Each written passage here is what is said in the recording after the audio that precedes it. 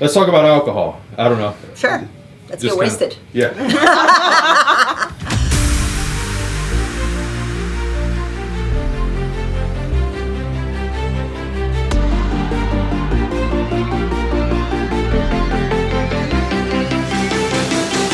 Hello, Nathalia Melo here, former Bikini Olympia champion, and now I'm the go-to coach for moms, busy moms, who want to get their fitness in check and simplify their journey.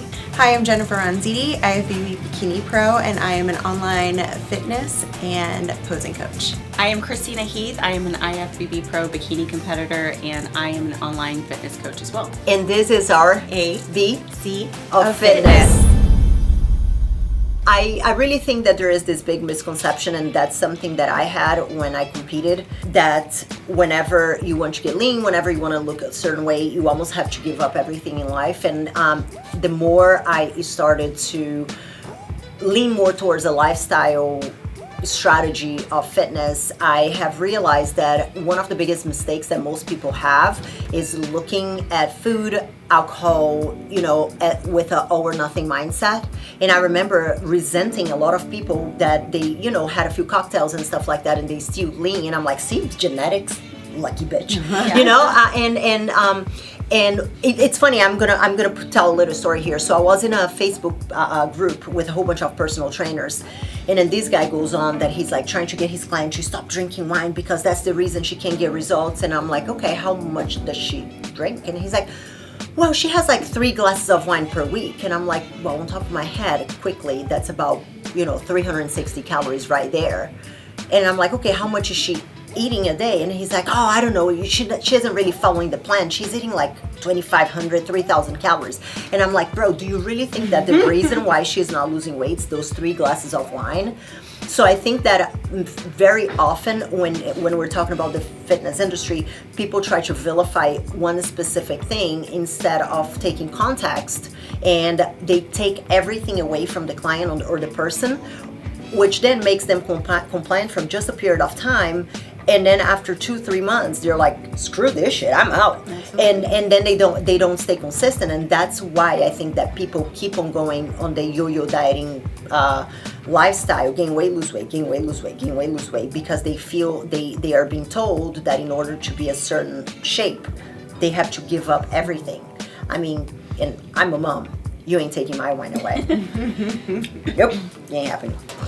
I think for me and my approach with my clients is that I believe like so much in education. So I feel like if they understand how a calorie works within an alcohol macro, because it's definitely not something we want to have into our diet because it's not going to give you any nutritional value. But if you understand that if you do choose to add that in, this is how you can put it into your diet. This is how you can compensate your other macros or adjust your other macros to add that in. If they have that education, then the intention is going to be there in other ways. So I think that education goes a long way with just knowing how it works and how to implement it in your diet if you want that.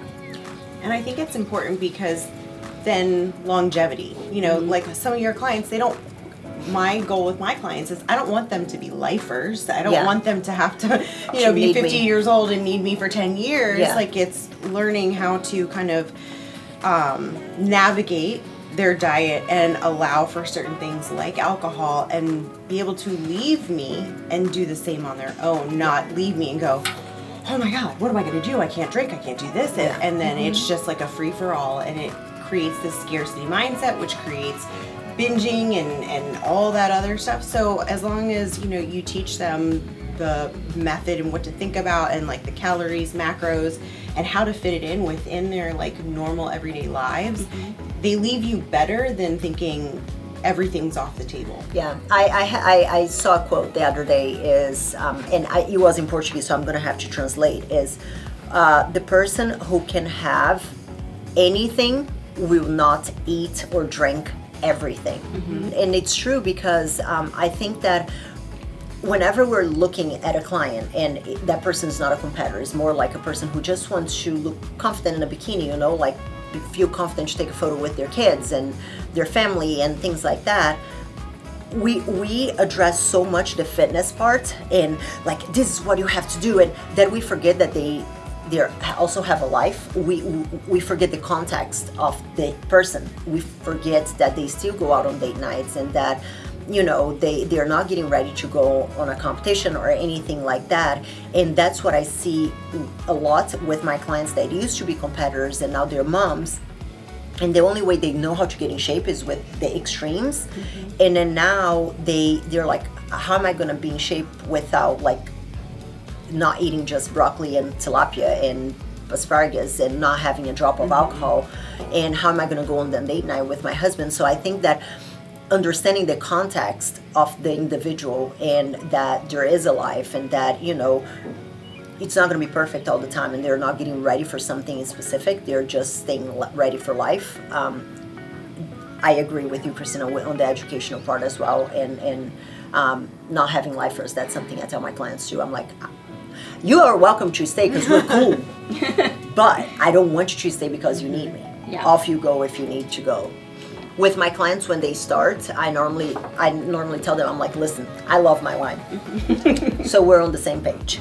However, I feel like people have such a gross understanding, and they grossly underestimate how much they actually eat. There's actually research on that, and it's approximately by 50%. People underestimate how much they eat, and by 50% how much they burn. And if you look at what 120 calories a serving of wine is, Very It's a little. big and then amount. people are like, oh yeah, it's one serving, and I'm like, no ma'am, it's a bottle. So Yeah. I mean, I think that's like, in my case, like I think that it is a slippery slope, but it's also, to me, is a deeper meaning. I feel like if clients first start out and they have a dependency on alcohol, There is a then bigger there is a problem. bigger problem here, and there needs to be more mental health improvement. We need to get to a place where we are not reliant on alcohol, and then when we get to that place, then I try to tell them, let's reassess your needs to hit your fitness goals, because right here you can't have a dependency on alcohol and that be your only thing and that supply you with enough nutrients. Yeah. So there has to be a level of balance with, Yeah. you know, if you're just having a social drink, that's one thing, but if you are dependent, then it's definitely going to be hard to have weight loss. on the first month, I normally ask the girls to like not have it, but it's just because it's very hard to know how much they're actually eating and how much they're actually consuming, especially with alcohol. So that's what I was saying with the serving. So the first month, I'm like, okay, I need to really understand what's going on. After that, as long as you're staying there and you're not like drinking all your calories and getting shit-faced every day, then we cool. Yeah, and you built the habit. You know, that 1 month was really prime time for them to kind of get those good habits built. Yeah. Yeah, like if you want the sugary drinks, perfect. But if you want 5 of the sugary drinks, then we're having a problem, because now you are literally drinking a day's worth of your calorie or Yeah. carbohydrates. So, you know, like if they want to have the fun fruity drinks, great. But let's see if we can transition into something else after you have that one fruity drink to Yeah. like kind of satiate your craving for whatever. But, you know, again, it goes back to like your goals. Like, do you really want to go and drink 5 drinks? Like, we're not even talking about calories at this point. We're talking about like, you're gonna, Your priorities. yeah, like you're gonna sideline your priorities, because 5 drinks, can you really be productive the next day going to the gym? Will you even feel like going to the gym? You know, like you have to weigh your priorities and what you want to do. It's so funny because I literally just did a training with my girls last week, and I'm like, in the history of humankind, I am yet to see one person who is shit-faced and asking for an apple. Like, you know, like, I'm so wasted. Can I have an apple? Can I have some celery and peanut butter? Like, there is no, you know, I will like, go for the peanut butter, but it's only because I've been deprived. but you know what I mean? Like, it's always like, let me have some like fried calamari and stuff like that. Yeah. So I think that it's not only we have to, whenever we're talking about alcohol and staying like losing weight and things like that, we need to understand calories, which I normally use an analogy as money. Like, you ain't gonna go out there and buy a Ferrari if you're broke. Period. So if your caloric allowance is of a broke person, you might be able to rent the Ferrari, which is going to be just like a little bit. When I use that as like, you just have a little bit, a slice of the Ferrari, like, you know what I mean, for that one day, and then you're good. So whenever you're making that analogy with food, and then you're like, okay, so you have, let's say, 2,000 calories per day. One pina colada is, if I'm not mistaken, close to 1,000 calories, depending on which one it is. I mean, it's not only the calories from the alcohol, it's the calories from the mixers and everything that goes in it, and then the calories that come with the poor choices of being shit-faced. For the question, the drinks, wine, it's not like a white wine, it's not a terrible choice. Like Christina said, vodka with the club soda, and you know what when I used to bartend, I don't know if you guys know, I used to bartend 6 years. Put club soda and then bring like Crystal Light. That's what I used to do. And then the little powder. Yeah. I would just do tequila, water enhancers and like club soda.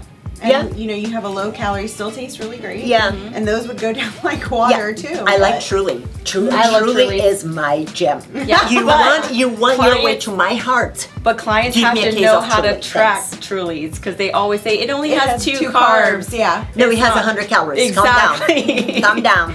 Less. So it's like that's where the education comes in. It's like if you teach your client how to manipulate their calories around, they can have it. Because some clients tell me I'm like, is that 500 calorie drink worth it? And they're like, absolutely. I'm like, okay, decrease it from your food. And they're like, oh, is it? Well, maybe not. And it's like when they see and they're aware that you're gonna have to eat the less budget to compensate. Yeah. Then they start reconsidering their choices. Yeah, and it's about empowering people to make their own choices, and I think that's one thing that, at least for me, when I competed, I didn't have the education part, so my choices weren't really based on education, were just based on, I kind of think... science? Bro, yes, yeah. Bro science and just do what you're told kind of thing. Yeah, It's black or white. Yeah. That's it. Are you following the plan? Follow the plan. I'm like, I'm dying. 4 hours of cardio a day, I'm gonna die. You're fine, just add another scream to it. But that's why I like the macro approach, because it's like you have autonomy, you have a choice, and when clients are aware that they have that choice, it takes away feeling like they don't, and then they don't get into that binging state.